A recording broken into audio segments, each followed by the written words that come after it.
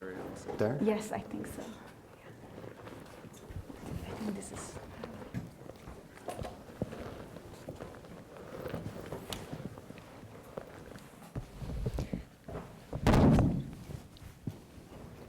Yes. I think I'm live. I'm not the moderator.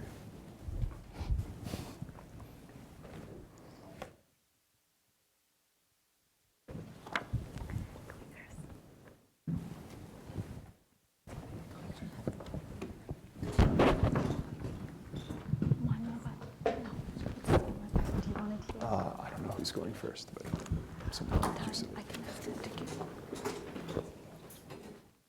time. I can bring my phone. Yes.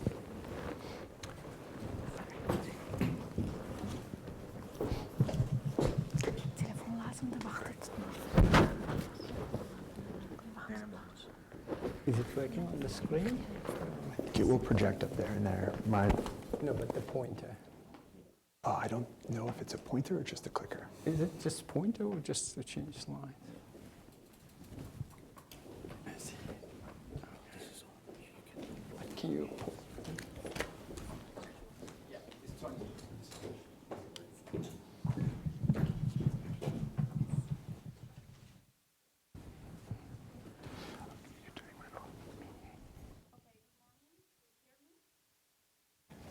Hello? Oh, now it's working.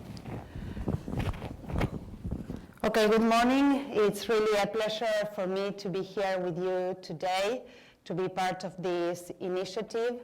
I would like to first congratulate Sevinch, the George Washington University, the dean here with us today for this really great dialogue and initiative. It has been a pleasure to listen to all the speakers. It's been also a really nice pleasure to reunite with my fellow ambassador from Azerbaijan. We had the opportunity to share being together ambassadors to the US. I represented Argentina for 3 years, and I was very motivated by his words and his vision for building on Azerbaijan's success and investment on education and on science and technology to develop a new generation of ideas, a new generation of thinkers. And I think this is very much what we are planning to do today. We have a great 2 panels. This first panel, we have colleagues from the IMF, from the World Bank, and from George Washington to discuss a very relevant topic for Azerbaijan, but I think for all countries around the world today, which is the issue of human capital and economic growth. I was very motivated, in fact, by the topic that you picked for this conference, because certainly if there's something that we need today is policy-relevant research. But as we all know, we also need the other way of the equation, which is theoretically grounded policy work. So I think this is about dialogue, this is about practitioners, academics, researchers, and policy implementing people to be talking and sharing ideas. So that's why we expect to have a very dynamic conversation. We will ask each of our panelists to present for 10 minutes.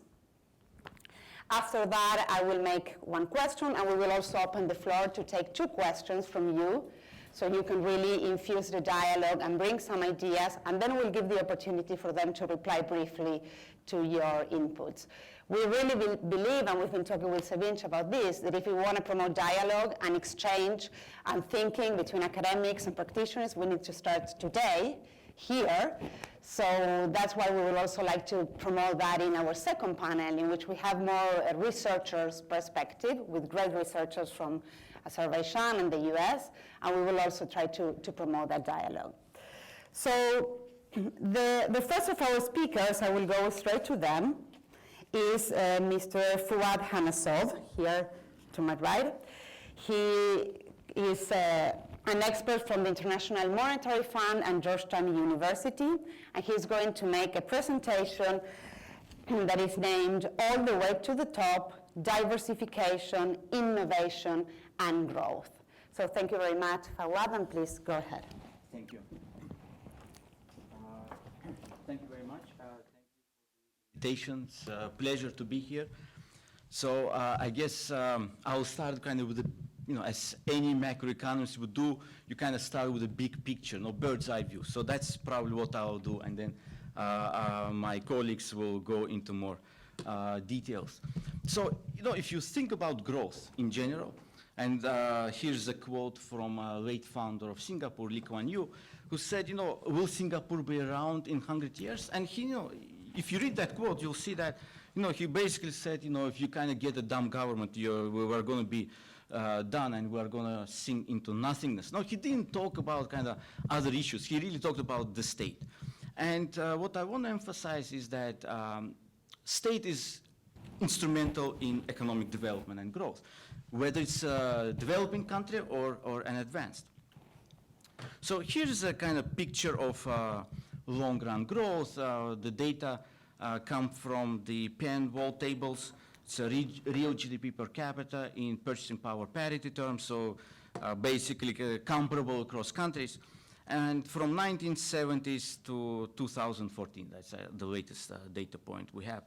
So if you look at several countries, I just put some, there's no kind of logic to this, but just some random countries relevant for the region, and a couple of countries kind of that were, you would call them Asian miracles. So Korea, which was the poorest country even in the 70s, has outpaced all of the countries kind of from Eastern Europe like Poland and Serbia, and also countries in the former Soviet Union like Azerbaijan and a couple of Central Asian republics. And of course, the early 90s were pretty detrimental to the former Soviet Union after the dissolution of the Soviet Union. So no wonder the growth was relatively low. But you can see that there was some pickup, mostly to natural resources, but at the end of the day, there is still a lot of room for improvement. So the question is, how can we grow like the Asian miracles, like Korea? Now, the usual advice that we in the fund and at the bank, many IFIs, international financial institutions, give is that you gotta improve business environment. And then, by some magic, things will happen. Unfortunately, that's not how it really works, according at least to our research. Most of these prescriptions tackle what is known as government failures. You improve the environment, but they don't really tackle what is known as market failures. And, we've done some work on this in the past on oil exporters. And interesting example are actually the Gulf countries, especially, say, the Emirates, which kind of done a lot of these things. You look at, they're doing business indicators, competitiveness indicators. They've done, they're at the top of their rankings. But you'll still see that you don't see much productivity gains. You don't see much long-term growth. A lot is still driven by recycled oil revenues. And in the economic, kind of lingo, market failures is really the key, and that's where you need kind of what we call the leading hand of the state to intervene, to correct them, because at the end of the day, firms, for some reason, basically the reason that risk or they are not forward-looking much, so they go into easy sectors, non-tradables like construction and some other services like tourism and finance. To get into the tough sectors, like sophisticated sectors, you need really the support of the state. And you look at the export sophistication measures of many of these countries, and actually you see that Korea is one of the highest, Poland kind of comes next, and then Serbia is even higher than many of the former Soviet republics. So the question is, how do you improve that? And there are several kind of important elements if you think about it. So it's really about export orientation. Import substitution policy of the past haven't really worked. Focus on construction, non-tradables doesn't get you anywhere because you don't get productivity gains that you need for long-term growth. And the second element is creating domestic capabilities. Now you see a lot of sovereign wealth funds diversifying. You see a lot of activities in petrochems or metals, say for many oil exporters, but they don't really allow what we call domestic capabilities improvements, which actually Norway, also being an oil exporter, did, because they actually developed their own oil industry and were exporting, submarines and services and so on. Many oil exporters actually use imported technology. They haven't really developed their own technology. And that's really the key about sophisticated exports, rather than some services or even agriculture for many developing countries. So tourism, finance doesn't get you far. And that's what actually Korea has done. They really moved beyond competitive advantage. And Malaysia did it to some extent, relying on FDI, which kind of got them into middle income, but hasn't really got them into the advanced country status compared to Korea. And Chile was also one of the cases which we always talk about Chile, but it has also a lot of issues kind of getting to the advanced country status, still stuck what is known as the middle income trap. So if you think about kind of lessons from all the experiences, especially of the Asian miracles, it's basically how do you change incentives for firms and workers to go to the sophisticated stuff and do sophisticated things. And it's not necessarily about spending more, it's really about spending differently, because it's about purpose-specific investment. You decide to develop biotech, well, you don't need universities everywhere. You need departments in biotech, you need departments in engineering, you need departments in biology. So it's very specific investment, both in infrastructure and both in skills. So it's university-centered innovation, different industry classes. That's really the key. And then you need the support around this, funding support, business support, export promotion agencies. So firms by themselves, what is known as coordination failure, they won't do it themselves. That's where the state comes in. And if you think about workers, then it's about education quality, and then we have a lot of panelists here. They'll talk about the education quality. It's great to improve education. Again, it comes down to the issue of money. Well, then you have to be, again, focused. Preschool is important in the long run. Vocational training is more important in the short run if you need to improve people's skills. And then, of course, about social attitudes. And Korea actually did it really well in the past when they actually made a lot of rural workers self-sufficient. They were building their own roads and bridges and on their own. So it's kind of development program of helping rural workers. For advanced economies, it's about how you take risk and encourage entrepreneurship. So all these issues are also important. The social attitudes do matter. So in conclusion, I want to say that the key to long-run growth is about exporting activities of the domestic firms and domestic technology creation.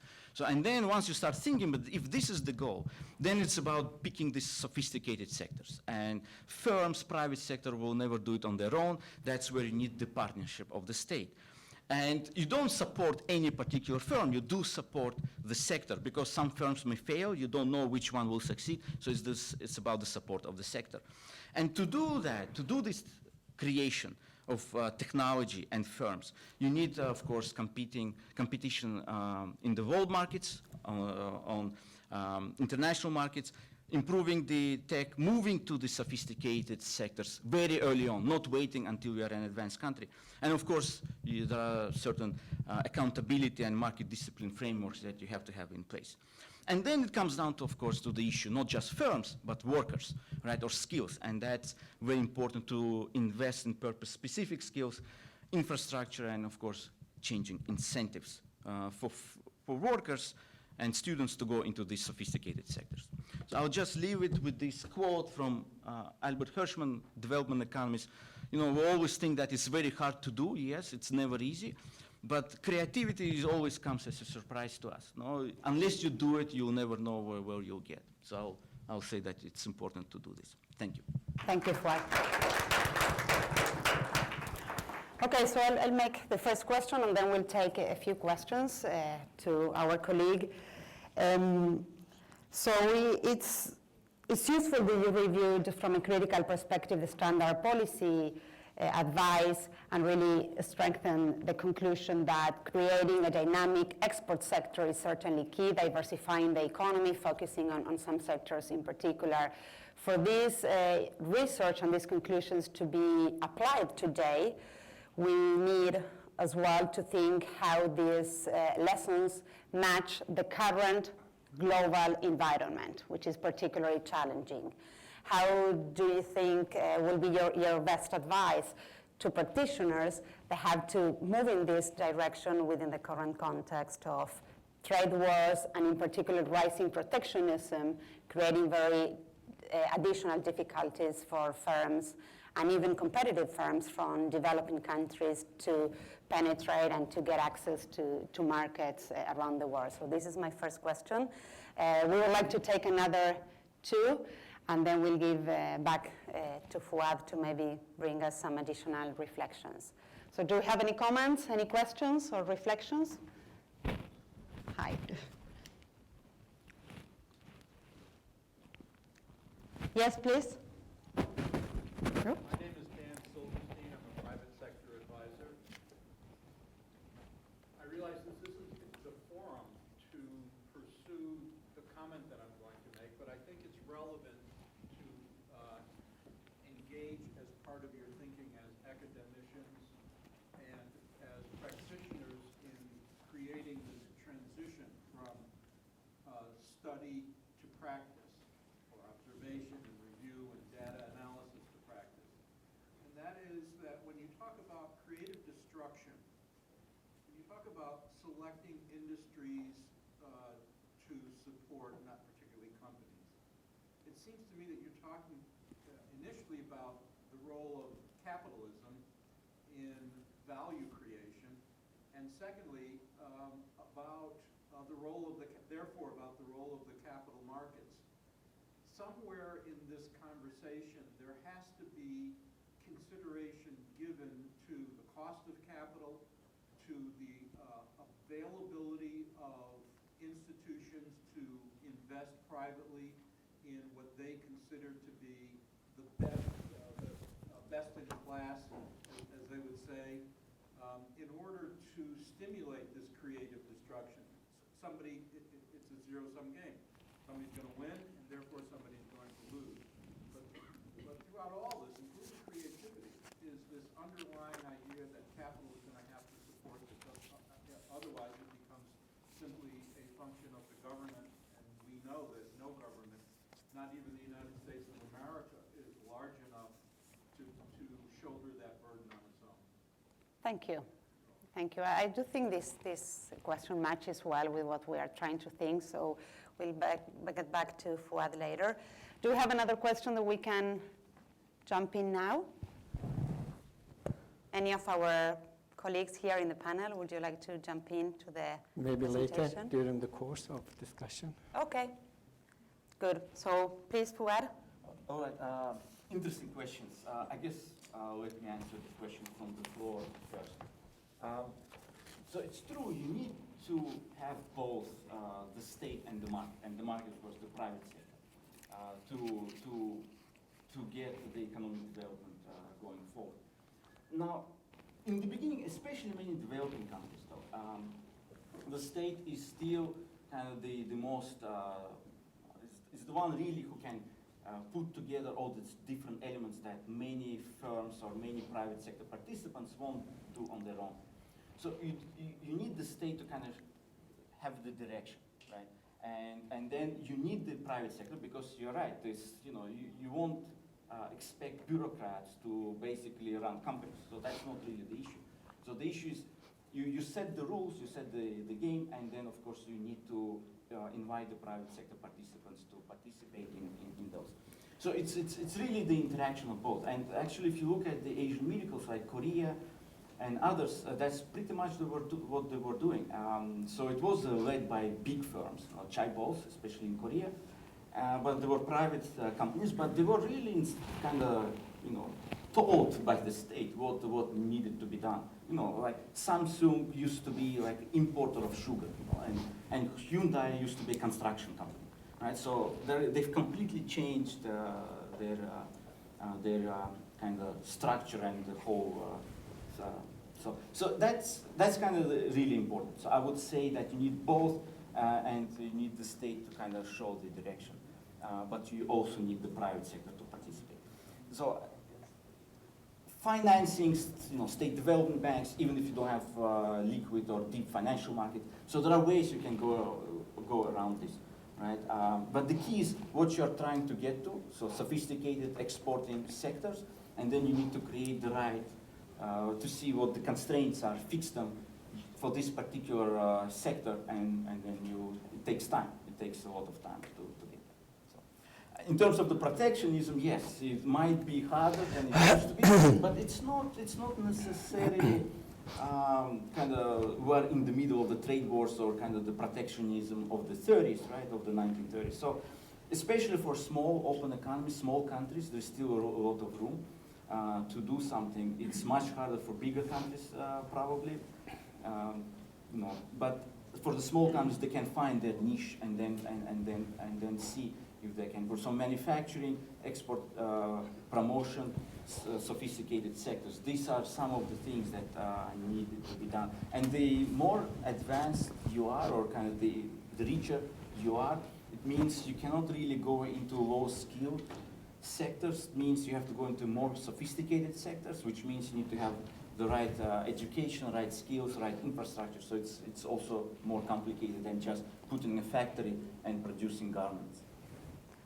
Thank you. Yes, please. I wanted to add to Fuad's talking regarding East Asians' experience. They are considered, Korea, Japan, Singapore, etc., considered to be like success stories in terms of industrialization.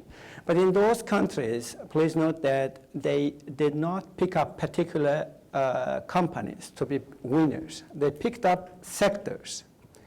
And even some of those sectors were not that successful later.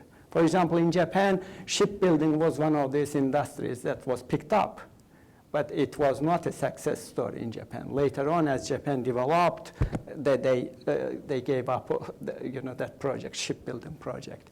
But in terms of, for example, car industry, you would see that there is not one company. There are many, like Honda, Toyota, Suzuki, and many other car makers that keeps to keep competition, to make them compete with each other and globally. So, but that could be a bit difficult to replicate in some developing countries, emerging market economies, because this market scale could be an issue, because you may not have like 5 companies, 6 companies to support. If you pick up a sector, then maybe you are picking up 1 company. The key would be like to not to allow a situation where you don't have competition. So what Fuad said, just to support that you need both the government and private sector working together, government creating really the best environment for them, helping them, supporting them, but at the same time it should not be like the government picking up 1 company so that they need to keep competition going on. Thank you. Thank you. Fuad also mentioned the importance of skills development. And to build on that, we will now invite Sevinch Mamadova to make her presentation. She's going to be presenting on the importance of investment in education and skills development for economic growth. So please, Sevinch. Thank you so much. I think it's a great transition because I'm going to talk about skills and knowledge capital of the nation, because there is a great quote from Mary Carey that you can't hope to build a better world without improving the individuals. I think, supporting my colleagues in their comments, I think the wealth of the nation is highly dependent on the skills of its people. So the skills are the determinant of the future of the economy in the country. So if you don't have skilled people working in the companies, in schools, or educational institutions, then you can't really talk about economic development. So economic achievement, educational achievement equals to economic growth. What does it mean? Why do we need human capital, and why is it so important? Because human capital is a key contributor to the productivity. So when we have more educated, skilled workers, they tend to produce more outputs. And when people are skilled, they are educated, they adapt to changes easily. They adapt to changing technology easily. So to do that, where do you get those skills? You, of course, get those skills in schools, right? Formal education. Of course, there are many factors outside of the school, like family, society, neighbors, your aunt and uncle, but the main skill formation happens in the schools. And you have to make sure that you have the quality school that can have a bigger, higher impact on economic development. But most of the time what educational specialists do when they get excited, they start putting in a lot of policy options, policy suggestions. But you really have to start very simple. You have to start from universal basic skills, which is literacy and numeracy. These are the two key components of the educational development. They help you to build better skills, which leads to development, and development leads to growth. So here you can see the linkage between skills, the knowledge capital, and then economic growth. So skills are important in the labor market. I don't know if you can read that picture. It says, I have a variety of skills. Is it my fault that none of them are particularly applicable or marketable? So skills are important, but you have to make sure that you have the right skills. So if you don't have the right skills, then I don't want to say you're not useless for the economy or country, but it would be better to work on the skills such as cognitive skills like problem solving, team building, building empathy, and working with people. Those and problem reasoning, those are the skills that are needed for future economy. And do you know why? Because humans are in a tough competition with fast-growing technology. I know that picture looks very scary, and every time I look at that picture, I say, wow, I didn't really realize how alarming the issue is until I read the comment from Andrew Pazder. He is from the private sector, and he said about robots, he said they are always polite, they always act well, they never take a vacation. And those are the words about robots. So humans are competing with tough technology, the robots. But it doesn't mean that they will take over our jobs or they will take over whatever we're doing. It means that we have to work harder to produce skills that we can compete with fast-growing technology. And of course, technology improves productivity. There are jobs that you can't really do without technology. But we have to make sure that the schools are producing students that they will go into the job market with high quality skills, with higher human capital, that they will produce outcomes that are applicable to the growth of the economic growth. So what do we need to do? We need to start early. Starting early provides significantly greater returns. And everything starts, as Fuad mentioned, from the preschool. We have to invest in early childhood education. We have to make sure that the quality of education we're providing in schools are higher and they are aligned with the future jobs. The skills that we're producing in the schools should align with the fast-growing technology. And to do that, you need a better health. You can't actually go to school. You can't go to school without better health. So we have to make sure that health is incorporated as an important factor in the economic development, as a big part of the education. So when you invest early, and when you also invest in health to produce, healthier nations, healthier people, they produce better outcomes. They both together joined, they lead to higher employment and higher income. And if you look at it as a big picture, investing early produces a large social and economic benefits. So countries shouldn't look at the skills development as just economic development, because when you're developing skills, you're developing a strong society. But follow-up investment is important. Yes, you start going to school, you get your formal education in schools, you learn a lot. But to keep up with that knowledge, because remember, human capital is accumulative, so it accumulates over time. So you have to invest continuously to make sure that you are producing higher outcomes. So learning is cumulative. The earlier you start, the better it is. You'll see the results later on.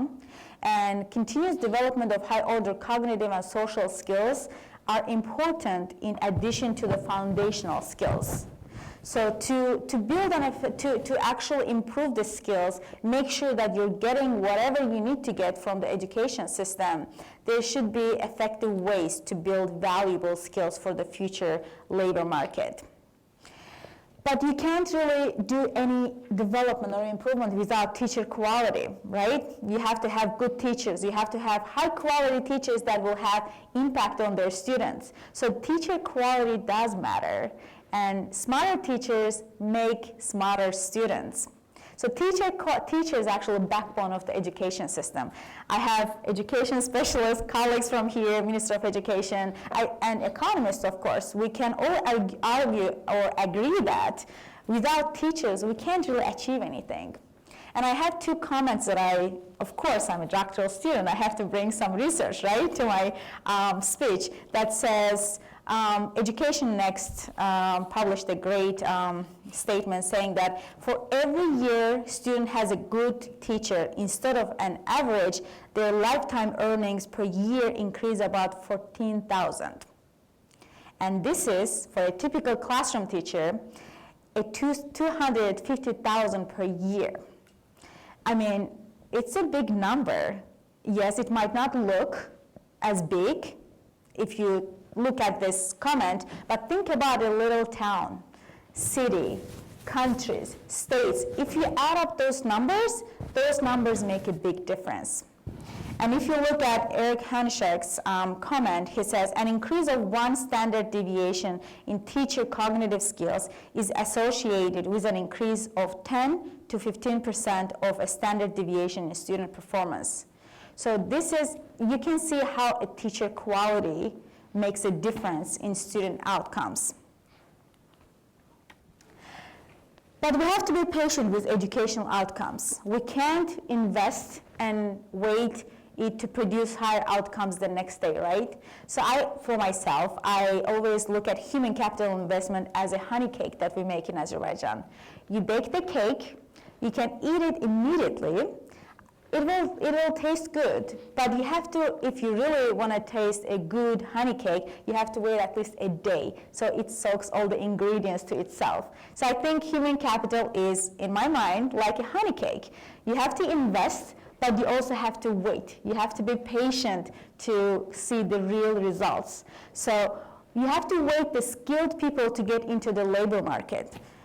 There is a famous saying among educational specialists that you have to wait at least 10 to 15 years to wait those early childhood development to grow and get into the labor market. But we have to start focusing on the challenges today, because if we don't talk about challenges, if we swipe them under the carpet, then we won't block the future problems. So actually talking about challenges is very useful. And then effective policy, making sure that the policies that governments are proposing today turn to effective programs, because this is the motto of our conference. You have to convert policies, which is basically research in a fancy way, to effective programs, right? That's the implementation part. How do you make sure that the policies are actually turning to applicable tools? They are being implemented. And then you have to make sure that everyone benefits from the opportunities equally. Because if you don't pay attention to equity, then you will have different generations that there is a gap in between skills. I know that's my time alerting me that I have to be quick. So today's actions dictate future of the economy.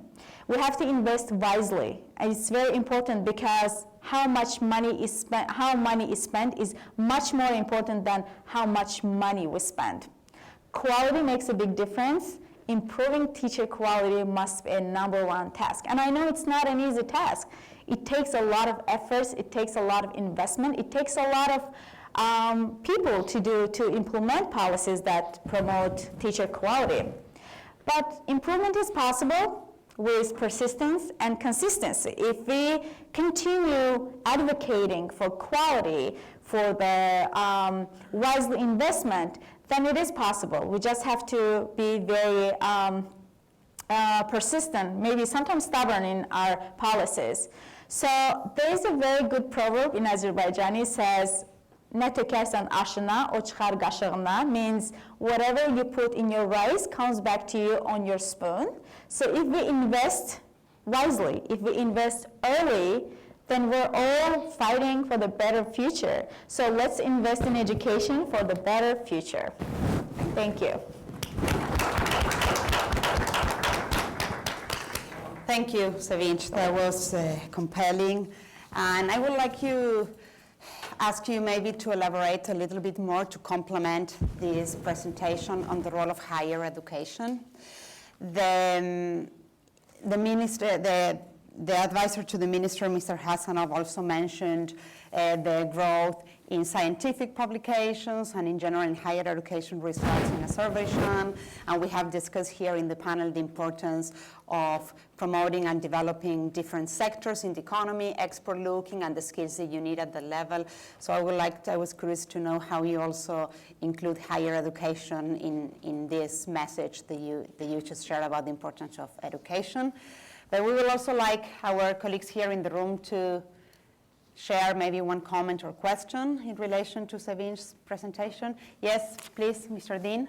Thanks. Thank you, Sevinch. Thank you also, Fuad. I want to try to ask a question that relates to both of these, if I might. Of course. In your presentation, you used the word incentives that the state might create to promote activity in the private sector. And in particular, I'm interested in examples that you might have of incentives that work to promote general skill training in the private sector.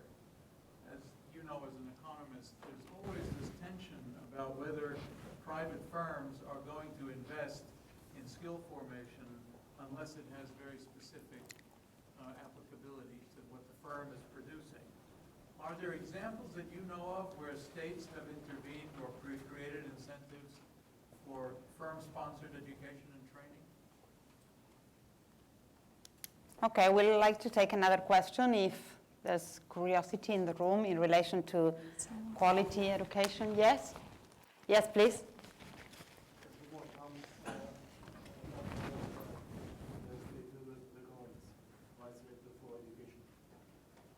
My question regarding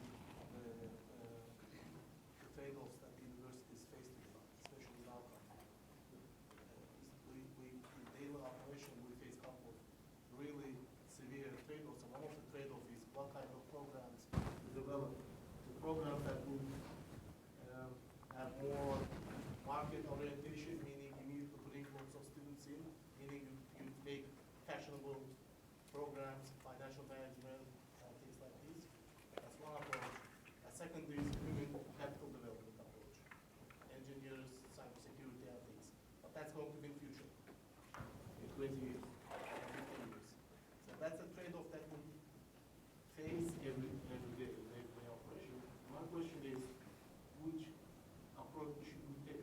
Market approach that will make our university very successful in short run, financially and otherwise, or should we take the human capital development approach? Well, we'll have later a specific presentation on human capital from our colleague from the World Bank that I'm sure is going to be useful for that topic. But I would like Sevinch to take on these questions, and maybe if our colleagues want to jump in, please, you're welcome. Yes, Those sure. are important. I think they're very substantive questions, both of them. Yes, that's a very good question, and I think it's very, it's a question that people usually debate how to go with. So how do you want to see the faster outcomes, which is the being famous, being well known, and bringing a lot of students, but at the same time, as I mentioned, human capital takes time. So, but it's in a long run, it's more effective. So the question is really, are you looking for effectiveness, or are you looking for being, seeing the earlier results as soon as possible? That said, I think investing in human capital shouldn't be just the only responsibility of the higher education institutions. It takes multiple institutions. It takes multiple organizations or sectors to be involved and produce higher outcomes. So to answer your question, I think going to human capital will promise bigger impact than just going for a short run. So as an education specialist, of course, I would say go for the human capital because it will also increase the capacity of the university.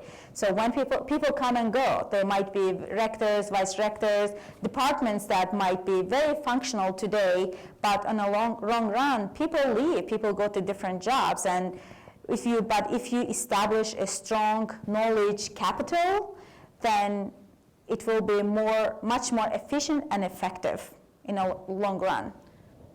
Well, Yeah, so I guess to address the question by the Dean, if I look at the examples of kind of which firms kind of, or the states that manage to get firms train their own workers, it's actually not an easy one because firms, they prefer to train, but sometimes, so some firms do train, some firms don't. So I mean, I think once one CEO was asked, why you keep training your workers, they're all gonna leave. He said, well, I prefer to train them, so even if they leave, I'd better have them leave rather than have incompetent workers in my firm, right? So it's not an easy one. If I kind of think about the examples, I think Germany, Switzerland, and Austria, they're relatively good at getting the firms also trained. So they have, because they have a lot of apprenticeship programs, vocational programs, and I think, and kind of in Switzerland also, they have this whole string of University of Applied Sciences who are actually geared toward the whole vocational and technical training, which create a lot of these technical workers that go work, not necessarily PhDs, but master's level at maximum, which actually work in many of these high-tech companies. So you need to have some relation between the state and firms in general. So this is kind of for the common good. And I think Germany, Switzerland, and Austria are much better at this than the US. In the US, it's kind of dependent. Some firms train their workers, some firms don't. And it's kind of left to the market to a large extent. thank you. So we'll go now to our next speaker, who is Etibar Chafarov. Etibar works at the International Monetary Fund, and he's going to share with us a very interesting presentation on the efficiency of government social spending, building on our previous discussion on the role of education, but also public health. And he's going to present some country examples. Good morning, everyone. It's good to be here. Savage and Fuad talked about how more human capital can enhance growth. But that would imply that you have resources that you can invest more. What if you don't have enough resources to invest a lot? So that's why I want to talk about how a given amount of public spending on health and education can be made in a more efficient way to produce more results, more human capital. That question has become particularly important for Azerbaijan after oil prices declined in 2014, because lower oil prices imply that your resources that you can invest in health and education have become a bit more limited. So experience of other countries can help, and in that context, I will briefly discuss my paper on the efficiency of government spending on health and education in Croatia. The paper is from 2008, and its data are a bit outdated, but the experience of Croatia and other Eastern European countries during that time remain relevant for many countries. There are lessons to be learned from those experiences. So in terms of health spending, Croatia actually, in terms of health indicators, performed pretty well. Its health indicators were among the best in Eastern Europe. And not only in Eastern Europe, but also among countries with similar income level. But that good performance came with a high cost. health spending was about 8% of GDP, of which 7% was public spending. So, and experts projected that health spending would increase by another 4 percentage points of GDP in the medium and long term. So it was clear that the country needed to contain costs, but that, of course, they also wanted to try to improve the indicators. In that context, we tried to measure relative efficiency of health spending using the so-called data envelopment analysis.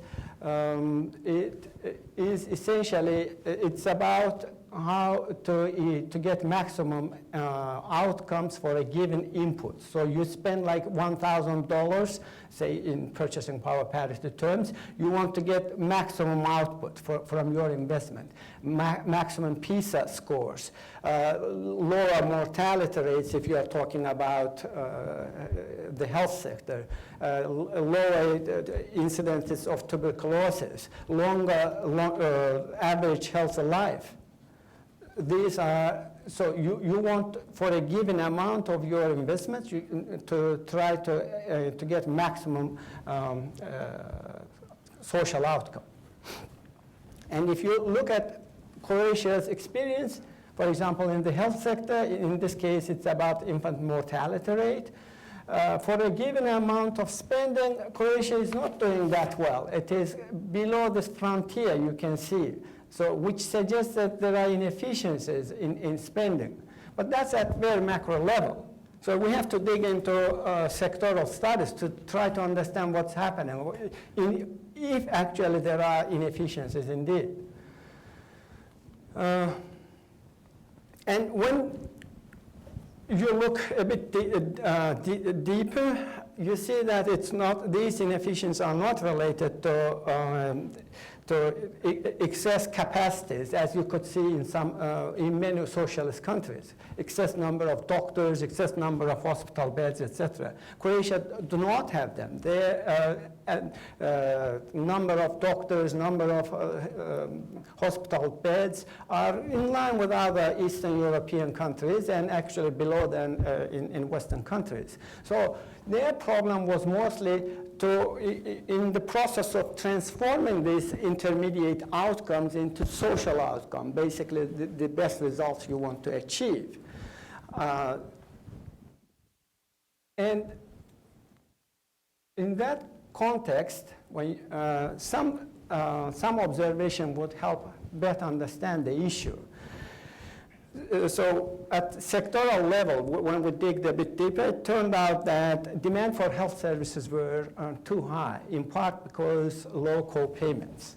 Co-payments were low and there were many exemptions. This was mainly because the public health insurance was very generous. The basic package was very generous, and on top of that, for a little bit money, you could buy a supplementary insurance which paid co-payment, meaning that 600,000 people, for them, really health services were free, and that's out of 5 million population. So paying a little bit premium, by paying a little bit premium, you get health services free, and of course the demand were high. And then hospitals, they were paid on capacity basis, and they didn't have incentives to cut costs. So as a result, you could see actually Croatia's average stay in hospitals were very high, so compared to other countries. And there were other problems with the payment system. These general practitioners were paid on per capita basis. They would sign up as many patients as possible, and they would not treat them. They would refer them to specialists because they were not paid for treating them. They were paid for just number of patients. And there was little competition in the system. There were only 3 hospitals, private hospitals. And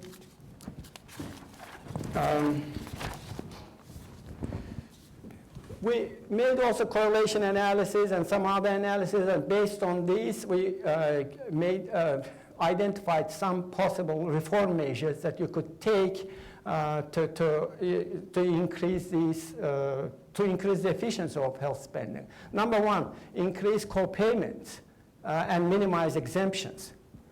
Croatia's co-payments were about 1% of our health spending compared with 7 to 33% in Western European countries. So you needed to pay a little bit for services you would get. That would imply that some poor would hurt some vulnerable groups. But for that, you could take some other measures.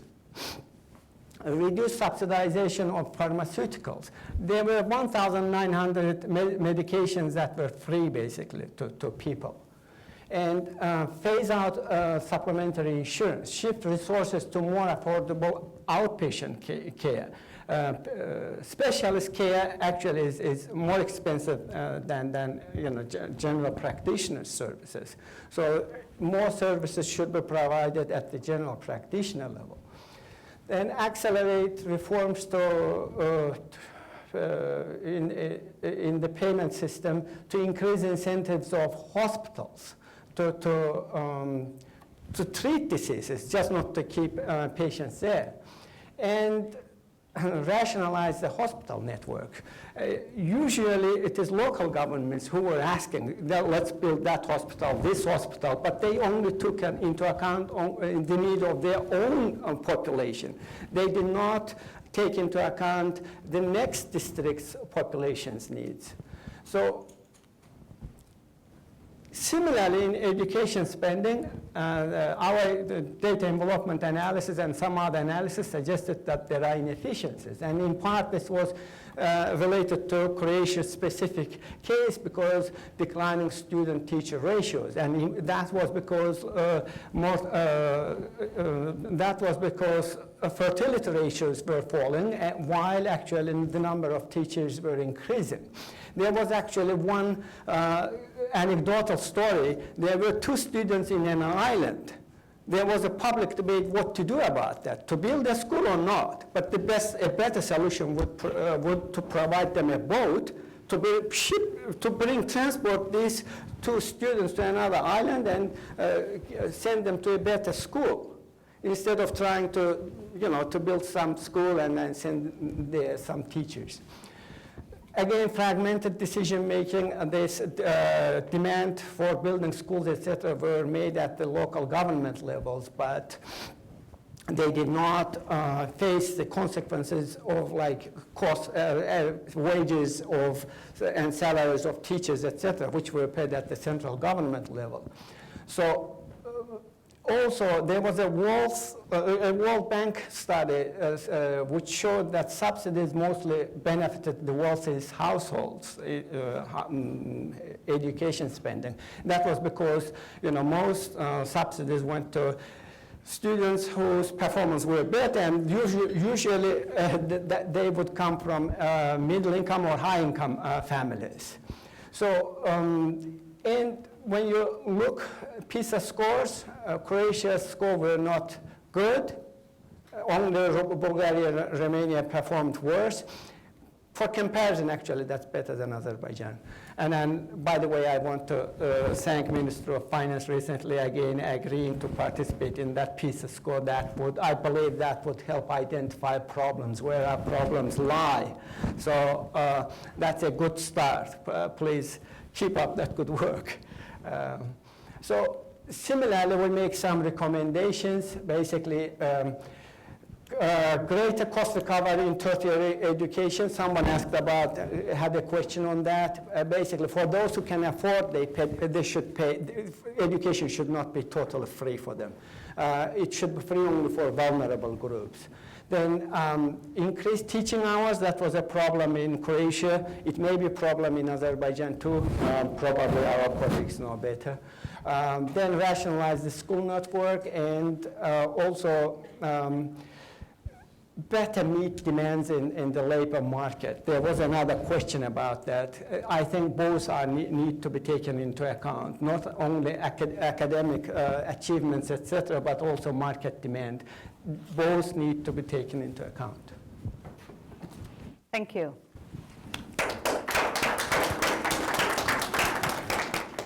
Thank you very much, Atibar. My follow-up question will be if you could maybe share with us a little bit more about how the process of implementing these reforms was in terms of the design, the implementation, maybe in the political economy challenges that they faced from, a policy implementation perspective. If you can share a bit more about that. Well, the starting point is always identification of the problem. Our job as an economist were really trying to identify issues and in general terms identify reforms which may help. Of course, experts from the Ministry of Education, they would know better what exactly they would need to do to achieve the results that we were talking about. But the paper was about identifying issues and possible reforms. And Croatia eventually, at that time they wanted to become a member of European Union, and there was actually a sophisticated program how they would need to do these certain things, which helped them. In the case of Azerbaijan, probably we need to work with IFIs, etc. For example, my colleague, next presentation will be more about those type of issues, I believe. Thank you. Is there another question to Atibar in the room in relation to the reform processes of health and education to make financing more efficiency? I think he brought up a valuable point. That is that, of course, as a policy official, you're always having to balance different needs, different development needs, different budget needs. Of course, health and education are key, but how you do without priorities when you also have another areas of priority sometimes in the system. So maybe we have another comment or reflection question? Okay, otherwise we'll go to our next presentation, which I think really complements and highlights the importance of human capital, which reflects a very recent and key World Bank project that is called the Human Capital Project. And our colleague Jason Weaver, who is a senior education specialist from the World Bank, is going to share with us the main elements and components of this project. So please, Jason, go ahead. Yeah, thank you very much. There's a lot of graphs that we could show you. You've already heard some impressive figures, but when I think about human capital, there's something incredibly intuitive about it. Your parents, probably, and if you knew someone who was expecting a child, the advice that is often given is that if you want to maximize the opportunities for your child, you invest where? 9 times out of 10, and I've presented this project in many different countries, speaking different languages with different dominant religions, the answer is almost always education and health. Like that's going to lead you to the greatest economic opportunities. So like I said, there's something fundamentally intuitive about this idea of human capital and economic growth, but the challenge is how do you get governments to think in the same way that parents should or do often? And that's part of the reason why the bank developed this human capital project, because the evidence is quite overwhelming. But for many good reasons and not so good reasons, governments are reluctant to make the long-term investment that Sevinch was talking about. Now, in the frame of this conference, I'm going to talk about 3 ingredients that I think help you as PhD students to think about translating your research into practice and where there are challenges. And I'll do that by talking about the different components of our human capital project. The first being creating political will. So there's a lot of very good research, and actually I think your paper is a great example of identifying where there are opportunities for efficiency, but every one of those has a political cost, yeah? So you've got to think about how do you encourage and excite a government so that it's willing to take on those difficult political decisions for the long-term good of the country. The next would be data-driven policymaking or relevant policymaking, because sometimes you may think you have a really good answer to a policy question, but you have to unravel it a little bit, and there are other drivers that are the cause. And then third is thinking about what implementation challenges might happen, because your research could be really good, but the way it's rolled out is quite difficult. So on political will, the Human Capital Project has a very important human capital index. Here we essentially ranked 157 countries on their human capital, and we had a storyline, right? So the storyline is how much human capital can a child born today expect to acquire at age 18, given the risks to poor health and poor education that prevail in the country where he or she lives. And there's three different components. One is survival. Unfortunately, there are too many kids that don't make it to the age of 5 in their home country. So we think about infant mortality or child mortality. We think about school. For a long time, we focused on trying to get kids in school. The saying was butts in seats. But our index adds a level of quality. So it's not just that kids are going to school, but how much are they actually learning? And then on the health side, this may sound obvious or even a little silly, but if you aren't making it to the full working age or retirement age, you're less productive in the workforce. So we look at the percentage of young people who make it to age 15, what's the likelihood that they'll survive to age 65? And then stunting. For those of you who don't know, stunting is a diagnosis essentially that a child, say around the age of 5, is 2 standard deviations or more shorter than what the expected height would be. And this is a strong proxy indicator for cognitive development. It's usually a result of poor nutrition, but it's very difficult to reverse the impact of stunting later in life. And that's part of the reason Syngenta was pushing for these early years interventions to make sure that young people arrive to school ready to learn. So we use the microeconomic literature to translate each one of these different ingredients into a score. And it's a 2-decimal score, and it's a percentage of productivity, the percentage of the potential productivity your young people have when they reach the labor market. Yeah, so a couple of things to emphasize about this. We say a child born today can expect to acquire. We're looking at the future generation, and this lays the policy implications at the hands of the sitting government, right? Because the policy changes that you make today are what will affect young people when they reach the labor market in 15, 20 years. Now, the index, like I said, is expressed as 2 decimal points or a percentage. So here, I'm just going to keep it at the regional level. You can visit our website if you're interested in specific countries. But we see pockets where young people are going to grow up and be half as productive or less than half as productive as they could be under the benchmark of full education and full health.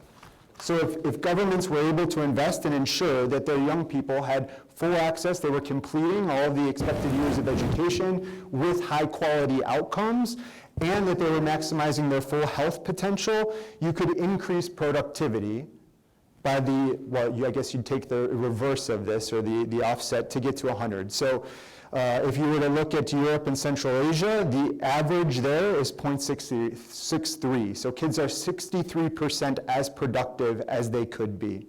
And this is a powerful message, and because we did it as a ranking, we were able to entice a lot of political leaders, especially in the Ministry of Finance, to engage in this discussion. Because when you talk about it as productivity, it's different than just saying education is good as a human right, which it is. It places this in an economic argument for the future of your government. And this has been a very powerful way the index has created goodwill. I'll just give a quick snapshot, if I can go forward, of different countries that are embracing this. And it means we've had 63 countries make this political commitment to improving their human capital over time. And it's a long game, as Syngenta mentioned before. I will mention that Azerbaijan is on this list, as you hosted a Human Capital Forum, the Ministry of Education, several of the universities, back in December. But it's creating this appetite and quite a bit of buzz. And we've had countries make long-term commitments to what they're going to spend on education, because in some countries it is spending more. It's not just spending more smartly, but some countries certainly do need to spend more. And we've also had intergovernmental, so like thinking of different ministries, how the Ministry of Education, the Ministry of Health can work together on things like stunting or early childhood nutrition, early childhood development.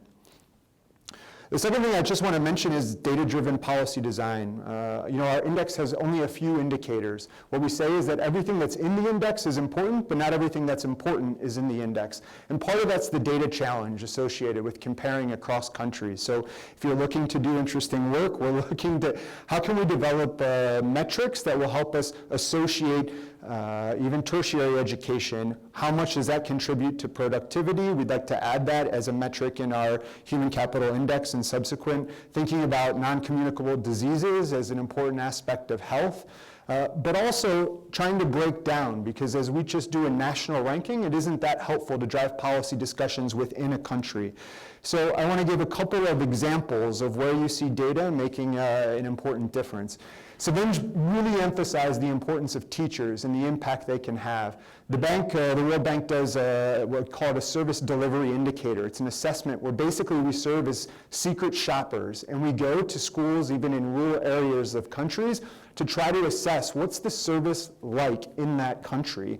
And I share this because you'll see in this slide, if you just want to improve teachers, that's great. But guess what? In some countries, teachers don't even show up to school. Yeah, so you have high absentee rates. In some countries, you have a lot of teachers who show up for school, but they don't actually go to their classroom. So while you might think about how do we improve the quality of our teachers, you have to think even before that chain, the ecosystem of teaching, how do you make sure that you're treating the right problems? And oftentimes there's many, many associated problems just with this idea of improving teaching. Similarly, we took our human capital index and we can decompose it or disaggregate it by region. So this is an example in Peru, which has an overall score of 0.59.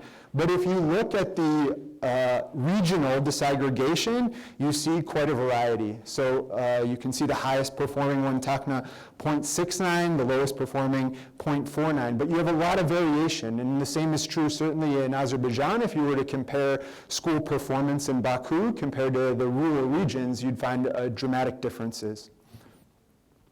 And the last thing I want to say on thinking about translating your research into practice is there's a lot of things that could go wrong.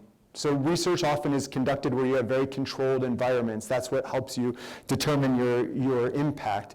But when you're out in the field and you're trying to get something, even if you get everyone centered around this idea that the importance is student learning, you have a lot of different players. You have teachers, you have learners, school management, parents, all of these different people who sometimes have competing interests.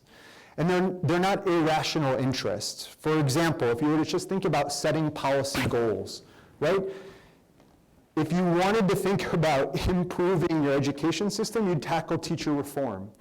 But politicians will tell you that teachers are a significant voting bloc and a very powerful voice.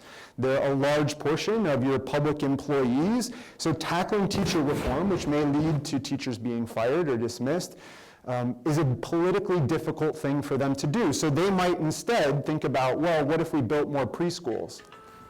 That'd be a very interesting option, but it's not going to get to some of the root causes of the challenges your education system faces. We see countries that develop a lot of early childhood preschools, different programs, without really the quality or the training for teachers who are able to develop. But you could run down this list, and at all stages of the policy cycle, you see where you can have challenges. There's a famous photo that you might recognize from a few years ago.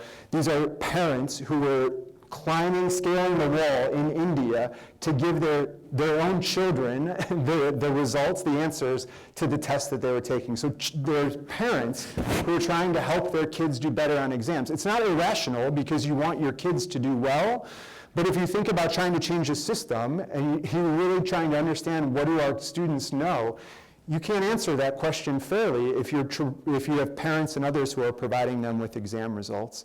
You see the similar challenges in political transitions where you might have a nice reform agenda, but then there's a change in the minister. And then a new reform agenda comes into place and sometimes pushes it away. So you have to think about how all these things interact in order to have successful reform and translate your excellent research into meaningful policies. Thank you. Yeah?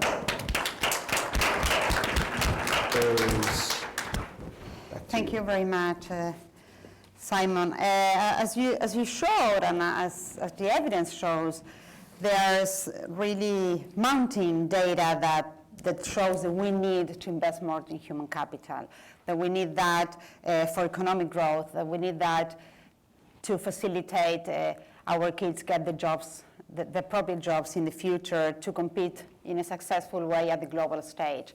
So I would like to ask you to maybe go a little bit more deeper into your first element, the one of how do we create political will when we have, as governments in all countries, so many competing demands. There's also a big push about more investment in infrastructure, of course. There's also a big push about more investment in technology. There are so many demands for government. So how do we continue making the argument of the importance of investing in human capital? And then we would like to take some questions from our colleagues here. Yes, please. Yeah, first of all, I applaud efforts by the World Bank to create the index. I know the challenges you probably face with data collection. My first question, I have just told them. My first question, is that index to be going like a panel longitudinal way? Are you going to recalculate the index across the years? And the second question is, as you show, there is a huge gap between government-reported data and what actually going in the field. Is there any way to adjust that aggregated data, which seem to be using to create the index, for that sort of bias? Okay, thank you. Yes, please. I was disturbed by the chart that you have with the absentee rate of the teachers. It seems to me that that just exacerbates the problem. And is there anything that can be done to, or anything you're working on that can help fix that? Otherwise, we just prolong the problem. Okay, we have another question for Jason, not Simon. My question might have been yours. Any interventions, any recommendations, how to improve for political will, especially spending? Any innovative experiences, anything you have from around the world? Thank you very much. So Jason, please. Yeah, lots of questions to tie in.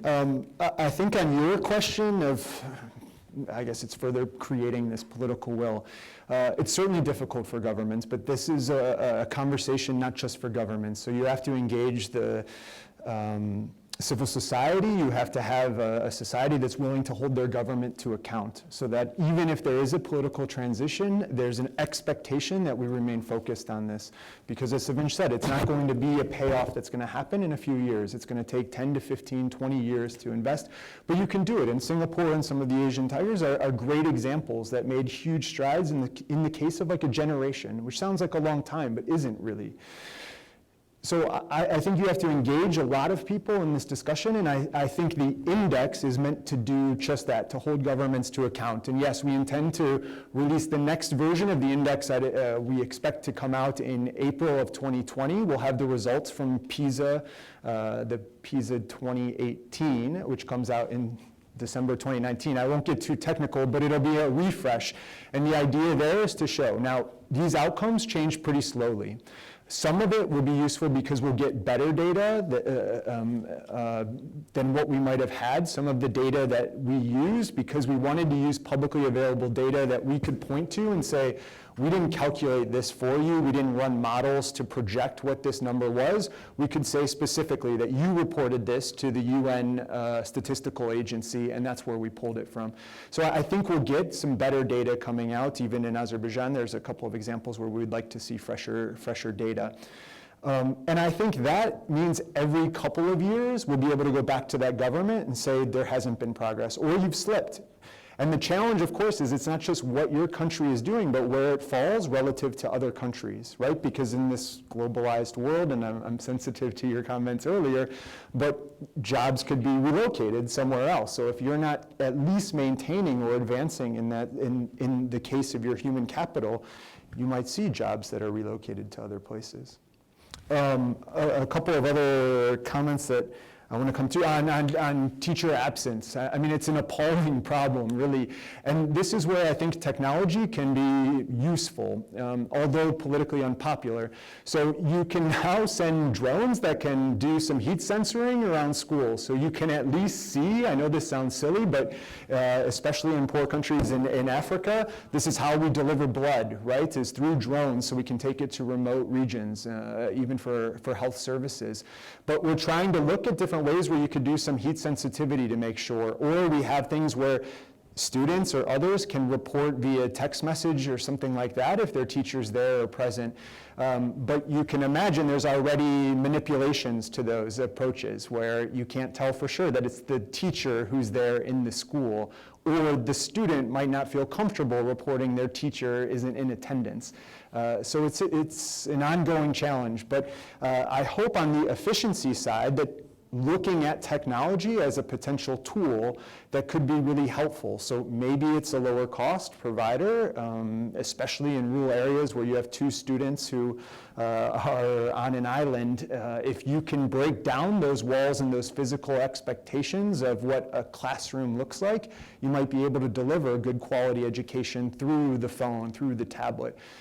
If you're familiar with education, we aren't replacing teachers yet with tablets or anything like that. There's a long way to go, but there are opportunities to supplement learning, especially through those interesting technology tools. I wanted to add something about, not just absenteeism of teachers might be an issue. Absenteeism of students can be an issue too, and I've seen it actually in Azerbaijan.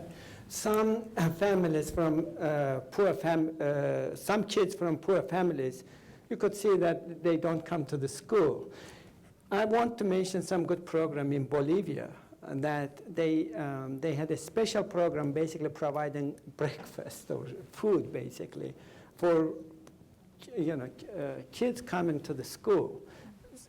There could be some program like that, not necessarily food, but something like means tested, targeted program for those from vulnerable groups. Yeah, school feeding programs are impactful if they're well designed. We also have different we call them conditional cash transfers.